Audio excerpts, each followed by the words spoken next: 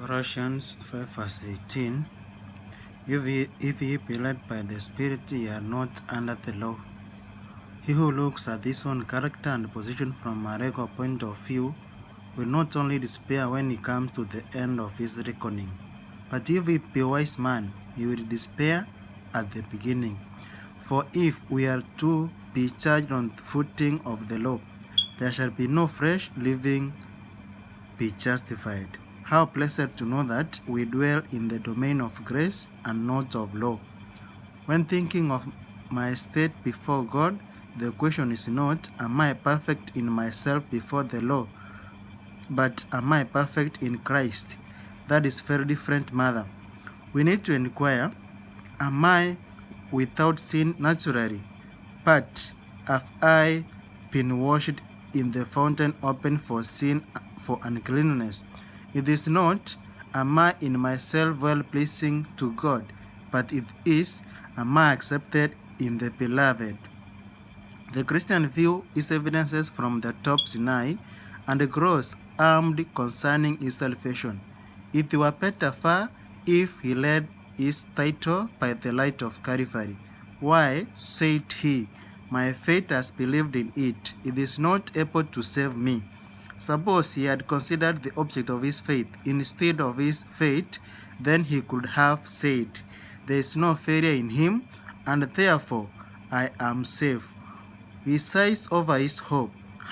My hope is marred and dimmed by the anxious careful about the present thing. How can I be accepted?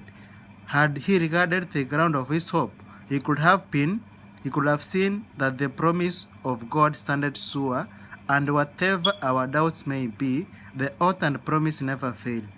Believer, it is safer always for you to be led of the Spirit into the gospel liberty than to wear legal feathers. Judge yourself at what Christ is rather than at what you are. Satan will try to mar your peace by reminding you of your sinful and imperfections. You can only meet his accusation by faithfully adhering to the gospel and refusing to wear the yoke of the bondage. Satan is there, accusing you of every sin you have been doing. But remember, God is there also calling you to repent for your sins. Now, let us not remember of our sins, but remember that the Redeemer is there, who is there and praying for our sins.